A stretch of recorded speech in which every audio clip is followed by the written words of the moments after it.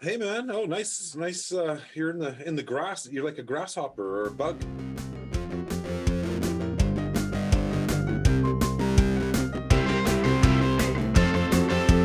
Primarily Critical. Hello, everyone, and welcome to Primarily Critical, the Movies on After Party. This would be it.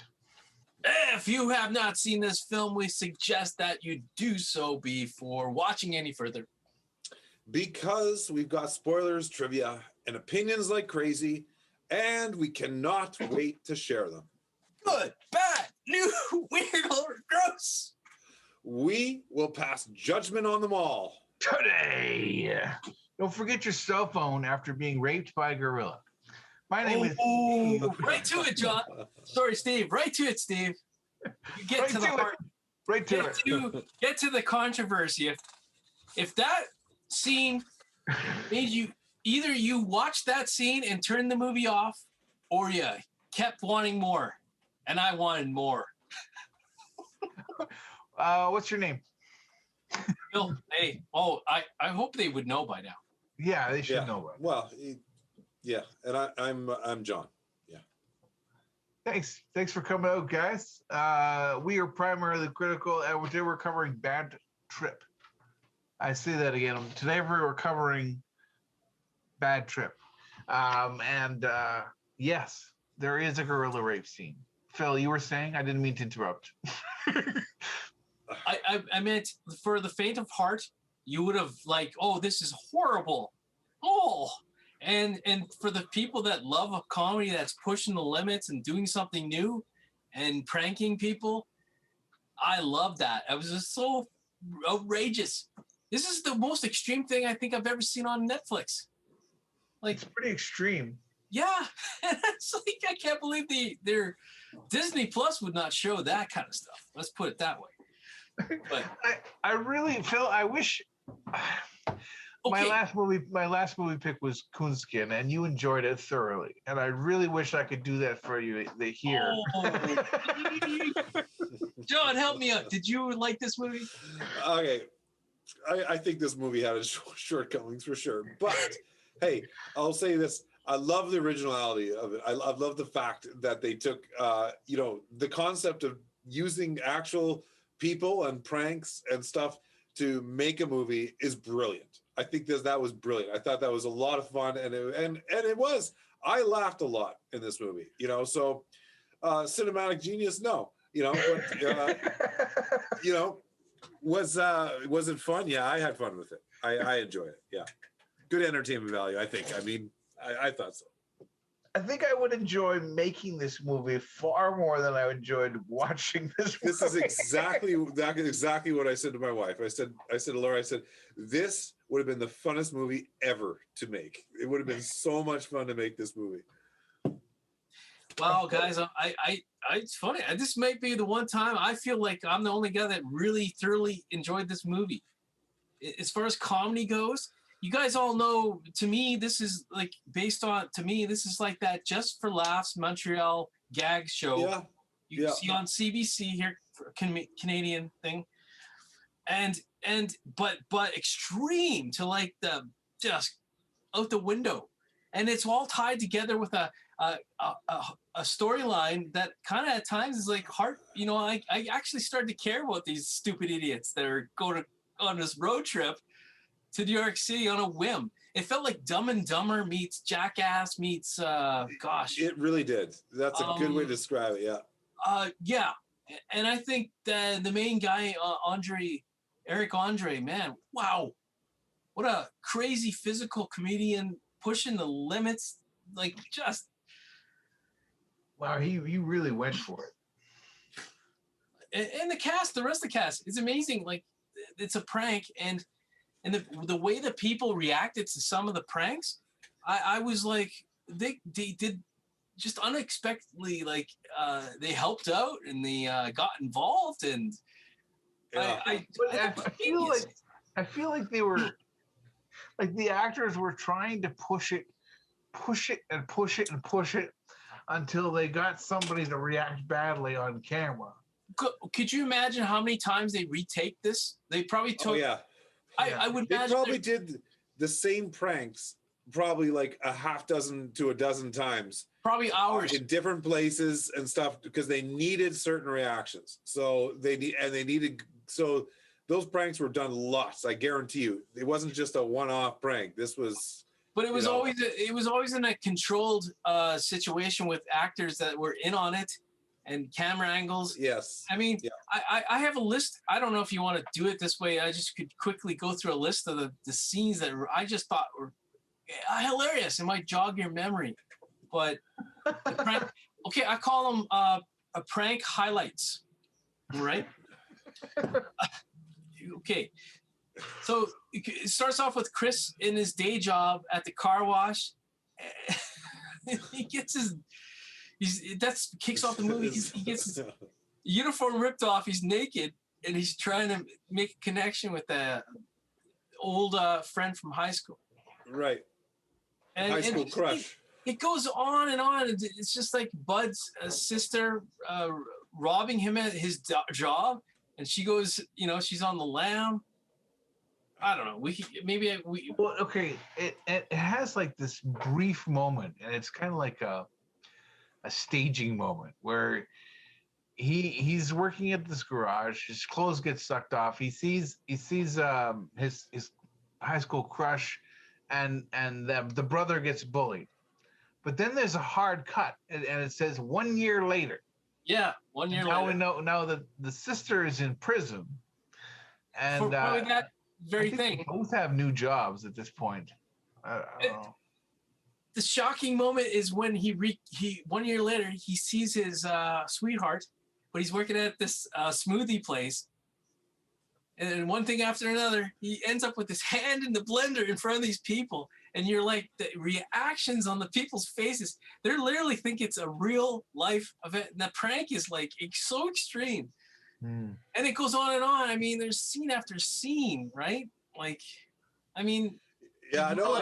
Hey, I love the pranks. I thought it was great. I watch a lot of pranks on YouTube, and so I love pranks. I think they're good, and so I enjoyed it from that aspect. To me, the storyline was just kind of like it's weak. It's weak. It was so weak that it's kind of like this is just taking away. I want the next prank. Like, get away from the fucking story. I don't care with the story. It's such a stupid story. So get me to the next prank because that stuff's kind of funny. I almost wish I could have just watched a bunch of pranks because they're funnier. It would have been condensed and you didn't have to throw in this crappy story in the middle of it. Okay. I saw it the other way around. Really? Oh yeah. Yeah. So you were caught up in the story. I knew it was a weak story, but I dreaded. I was breathing in dread. I'm gonna have to watch a shitty prank. Really? That's hilarious. I was a little embarrassed. That's in my list of pranks that we could talk about. Yeah, I mean, yeah. It's like, but that's like I said. It's like that just for laughs gag show, but take it to like take the TV PG rating off, and this is what we could do. Like full on. Someone falling into a freaking outhouse in a up to his waist and shit, and it falls over. And this all the reactions, like there's so many, like the gorilla scene, and the fact that he goes back for his camera, and he gets ejaculated on.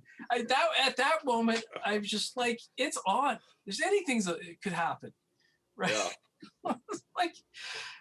Oh yeah, well, I love this movie in the fact that it went it took a concept that I never thought was possible. That it said, "Hey, let's tie a bunch of pranks together and make a movie."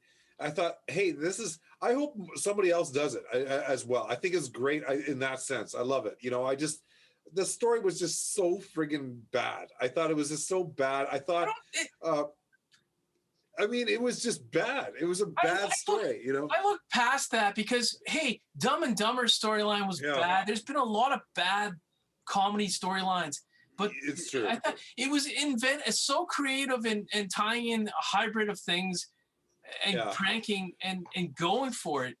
Wow. I mean, it's so refreshing in comedy. I just thoroughly had a freaking good time with it. I can watch it again and tell people about it. It's yeah, I'm gushing. Yeah. I liked the ending was satisfying for me. I when he went in there and he confessed his love to this woman, and she says, "You're fucking nuts." You're Please. fucking nuts. Yeah. That made perfect sense to me. It did make perfect sense. He's a- Yeah. And then even that last prank where the sister busts into the art show, and this lady had just finished explaining to the crowd that these are pieces of art were worth millions of dollars, and she Yeah. was trashing the place. Trash them. Yeah. I thought that was pretty cool. I don't know. I just it was well thought out. Somebody planned really hard for this movie. Yeah. And I could see the work. Yeah. Oh, I'm gonna change. I'm not going to criticize this movie anymore. I actually enjoyed it. It was thoroughly good entertainment value. I enjoyed it, and I think, it's tough. It's tough to tie a story into pranks, right? But they did it. And I got hats off to them. I think they did it. And even though you brought up a very good point, as soon as you said, "Well, I don't watch a lot of comedies, so I got to keep that in mind," right? And when as soon as you said, "Well, yeah, comedies always have crappy storyline," you're right. And they don't. A lot of comedies just have really crappy storylines, and they're not trying this extra step of intertwining, real pranks into it. So, yeah, they followed the line of crappy storylines in comedies. So yet they managed to tie in real pranks. So that's awesome. Who knows? Maybe this will start a trend of movies. But honestly, it just felt refreshing. And did you guys notice the sister of Bud? Right, she's on the trying to hunt them down. Yeah, and the bad whole bitch thing, the bad bitch car blowing up was a whole awesome event there too, right? That just crazy. Anyways, she had a tattoo on her neck of, I think, grandma. Like, it was just like, who puts grandma? And it looked old. And it was just, she looked gnarly. Like she was all this just hard ass bitch of a person going hard. And I just so bizarre and funny. And then at the end, she's all cool with everything. And then, I don't know. But at the end, do you think it was just a buddy movie? They're just buddies that at the end, they rekindled their buddy. And it whatever. I love the like at the end. I love how they showed. That was so important to me because one of the things I think I would have enjoyed this movie more is had I known for sure who was being pranked and who wasn't. It was hard to, like, at times there was certainly places where I said, okay, that person really doesn't have a clue what's going on here, right? Then is that an actor? Is that a stand-in trying to, but at the end they kind of unveiled the curtain and you could see the people who were actually being pranked and stuff. And I actually laughed a little bit more at the end watching that. I thought, oh, that's hilarious. That person wasn't an actor. That person was actually being pranked, It was surprising. Like, to me, that was how many people, yeah.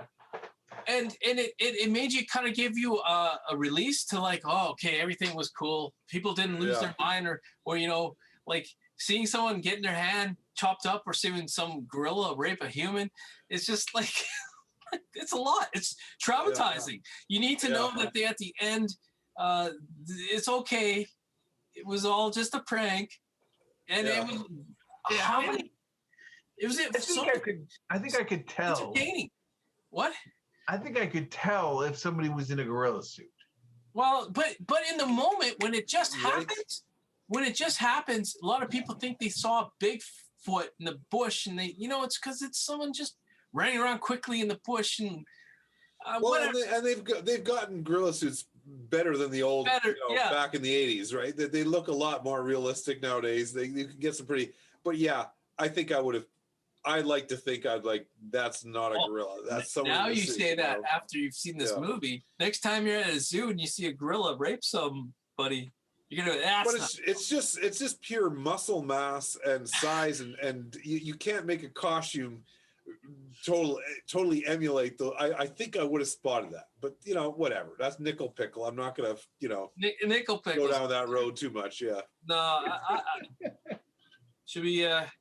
Well, I don't know. Well, okay. I have one last question. There are a few movies out there where they have non-actors in them. The ones I was trying to think back about what movies that were filmed like this that I liked, and Like a prank movie, or well, I didn't like Jackass. I didn't like Bad Grandpa. I didn't like there was a few others, but I do like Sacha Baron Cohen. Well, Borat does this kind of thing too, right? Yeah. Borat movies, not all his movies. Sacha Baron, sorry, I forget Cohen, right? His movies are these kind of movies, kind of along the same lines. But this is, wow, yeah. So maybe there is a genre brewing. I don't know. I don't know. Anyway, Let's talk about before we go to the trivia. We got to talk about the Chinese finger trap. Oh, right? Well, there you go. There's so many things, but yes, let's talk about. Is that not some funny ass shit? That was funny ass shit. I laughed my ass off for that one. I thought that was hilarious. These guys get wasted. I don't know how. I can't even imagine how the events unfolded, where these guys stuck their dicks into a Chinese finger trap. I'm not sure I want to.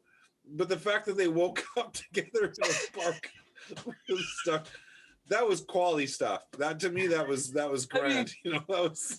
Oh, come on! You know what? Like I said off the top of the review here, hey, come on! It was like if you couldn't handle the gorilla scene, just wait, man. Yeah. Get to the Chinese. Well, and what was funny is that I actually there was a moment in that particular I thought stood out to me, is that they approach this golfer like they have a legitimate problem, and the golfer, I think initially he's looking at them going, "Oh my God!" Like I think he overlooked. Okay, a couple gay guys were playing around and they got themselves in this situation, and they need some help. He tries to help him. But then I think it finally occurred to him, maybe he spotted a camera. Maybe he realized this was a prank or something, and he's like, okay, like that's not what I signed up for here, right? I thought you guys were legitimately. To me, that's fucking hilarious. There's a guy that actually thought there was a moment where he thought two individuals got themselves legitimately into the situation, and that the fact that he got angry about it once he realized it was a prank solidified that in that first moments. He thought it was a legit situation, which is hilarious. I think that was freaking hilarious. I mean, once again, can you imagine you're golfing and you go, "Oh my God!" Like these two homosexuals, whatever they were doing, they got themselves in trouble and they needed to help them. Hey, how do you know they're homosexual? You're just jumping to conclusions. Well, okay, fair enough. Maybe they just really like Chinese finger traps. Well, okay. Here's the thing, and previous to that scene where they wake up, they're on a drug trip because they're in the car, and I think it's Chris. Breath mints. He just said breath mints. And they take like I don't know. I mean, they were actually on drugs. Yes, they're tripping their ass off at the supermarket. And then just this weird scenes of all sorts of trippiness. And they wake up. I know it was filmed that way, but do you think they actually took the drugs? Oh, like the actors or No. It was cut, there's obviously scripted stuff that they act out and cut to the prank stuff, but I thought it was genius. I don't know about you guys, but when I take a breath mint, if it doesn't feel minty or it's not doing anything for my breath, my first thought isn't like, I better take another one of these dry things that don't taste like that actually taste shitty. I need another one to help my breath. They're idiots. They're just dumbasses. Yeah. It's Yeah. like Harold and Kumar go to White Castle, but with pranks. Like just Mhm. Now whatever. that's a good movie. Oh, come on. I don't know. If you're this mentality for humor like this, I think you have amazingly. It's amazing to me. Comedy, I did enjoy it. I thought it was funny. I mean, funny, yeah. yeah, it was funny. Real. I laughed a lot. Even my wife laughed a lot, and she's a lot more serious than me. So she, And think about how it tiptoed through PC things. It just it felt like it could happen. These things, some of them, but it's so Yeah, well, extreme. just wait till you're out at Wanapagao, Steve. You're gonna wake up with a Chinese finger. Never mind. I won't even go there. All right. You never know. Well, at that point, I think I'll be one and done. Yeah. But I can't wait to check it out anyway. Shall we get into this trivia? Yeah. Sure. Let's do it. Actually, we're running ahead of schedule. If you wanted to reminisce,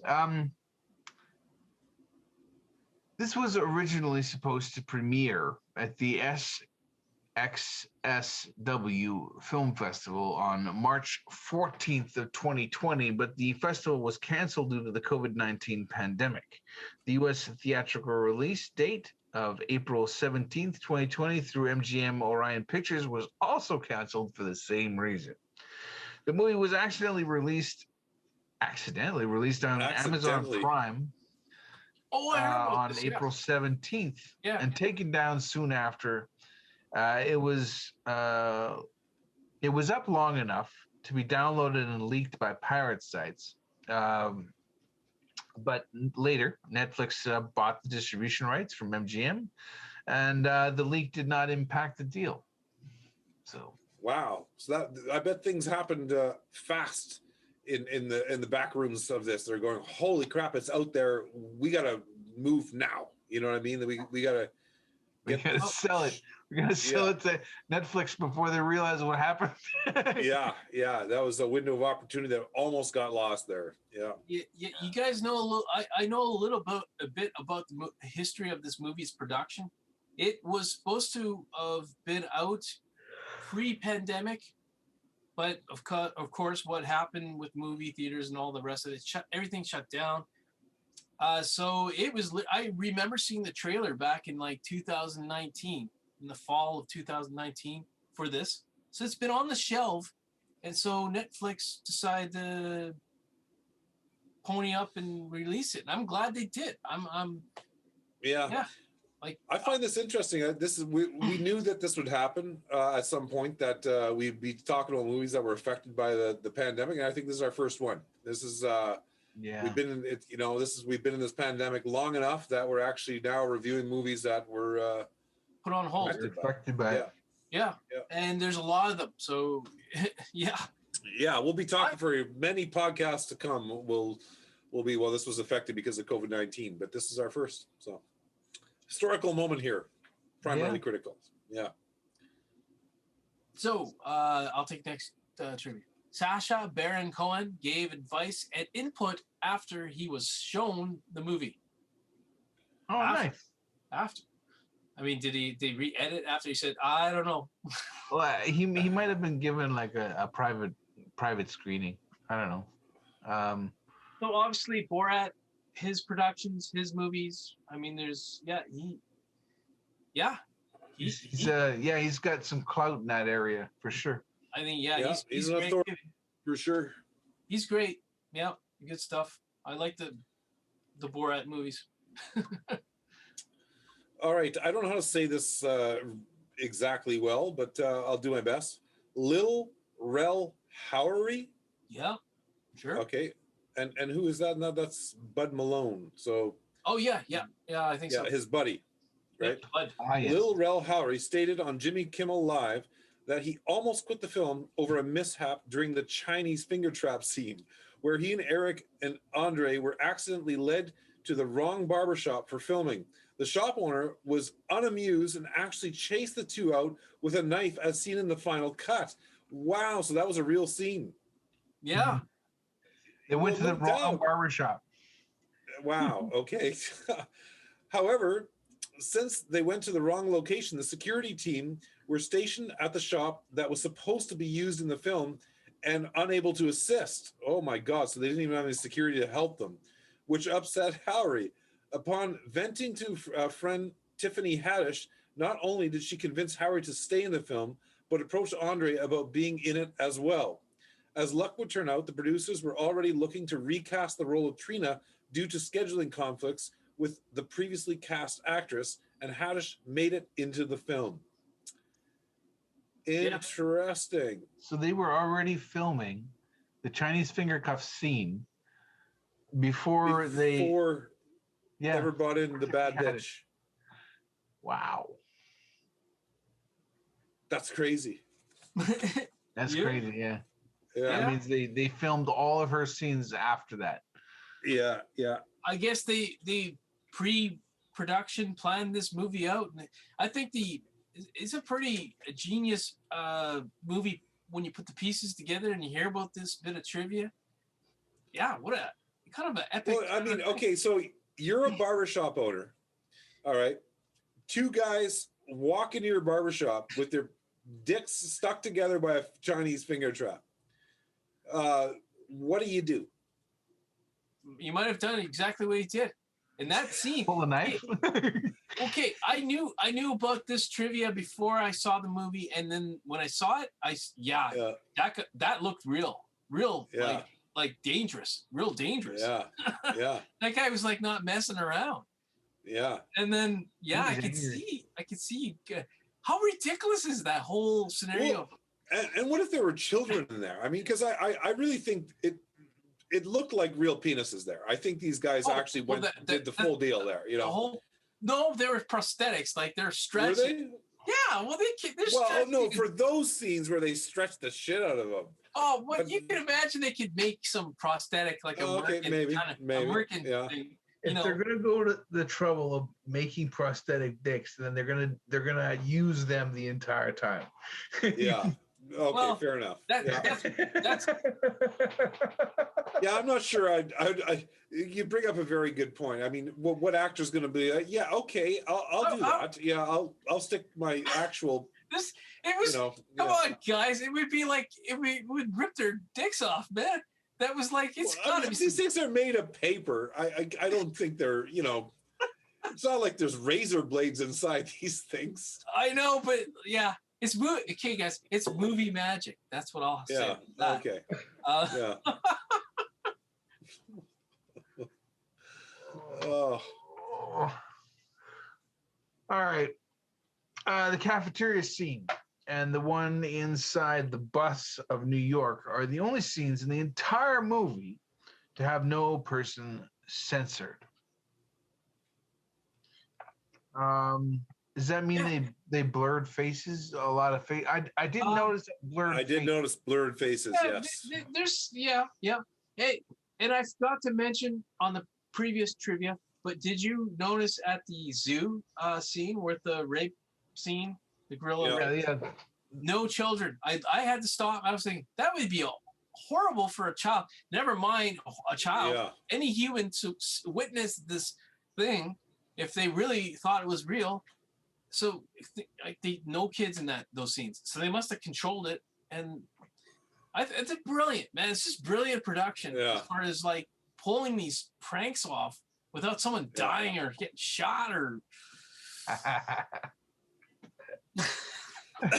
would have loved. I think they should have made a movie about the production of this, or a documentary or something about how they approached these people and tried to pitch this. They're like, can you imagine the conversation they had with the zoo there? Like, okay, so this is what we want to do, and how much money does this take? Like, how do you get it done where you want to get a gorilla rape scene that involves like cum all over, and how do you talk to a zoo about, how do you have that discussion? This would have been a fun discussion to be a part of. I would like to been the wallflower for that one. Fly on the wall. I'm very sure that they said we want to film a movie, and I'm very sure that the officials at the zoo didn't ask what was in the movie or what they were filming. Right. And Yeah. But we they'd need- have to. There have we to need be a some cage legality. for the movie scene, and that's all we're gonna pay for this. And we're giving you this much money. Yeah. Yeah. It's just okay. It's just amazing. I'm still shocked that Netflix would air that, and it's amazing in this PC world. That it's so like shocking. That's porno stuff, right? Like seriously, Netflix. Good on you, Netflix. Yeah. Give us more. I want a sequel. Let's do it. Top that gorilla rape scene. I thought of another movie that had Oh. real life people that weren't actors. It was a Scarlett Johansson movie. It was a horror movie, sci-fi, where Scarlett Johansson was going around pretending to be an alien, picking up people for sex, and then killing them, right?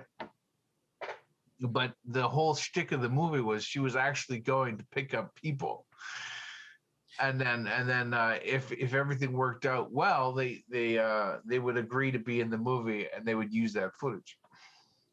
So it was No like shit. it was a prank movie. No, it wasn't a prank movie. They just used candid footage, right? I imagine Scarlett Johansson didn't have to work very long to find potential candidates for this. No, I wouldn't imagine. I mean, maybe afterwards people would be afraid to sign paperwork, but Yeah. Oh wow! Well, all the married guys, right? Is the married guys like, yeah, I'm down, and then it's like, oh, this is for a movie. Whoa, I'm married. Whoa. So once again, prank kind of like hidden cameras, and then they had. So we're alluding to the fact that this movie had probably a lot of legalities to work through, a lot of massive. It was probably a massive editing production, like to pull the best bits. Like they're literally just minutes in some situations where they just bang, that's it, and then next. Yeah. Well, you gotta think. I mean, they can't control what people are wearing, what logos they have on their shirts, what things are in the background, and Yeah. Oh yeah. I think, like you said, John, you said, I'd love to see the making of this movie. I'd like to see extended cut or something, like more of like, wow. Yeah, because there's all, like we said, each of those pranks, they must have done them, multiple times with failed attempts. And I mean, those failed attempts could be hilarious in the aftermath, but because they had to work a movie into it, they needed a certain outcome, right? Yeah. Well, but those failed attempts could be fun to watch for sure.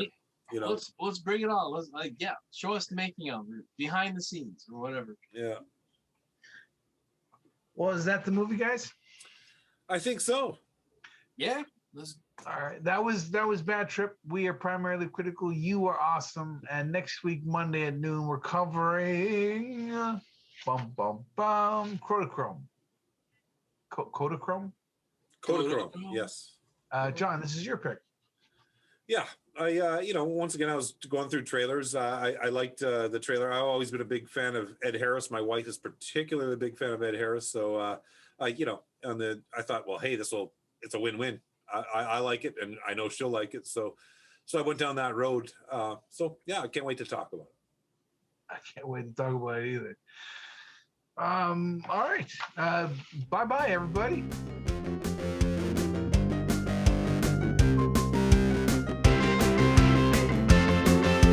Primarily critical. Oh, John, I saw his pajamas.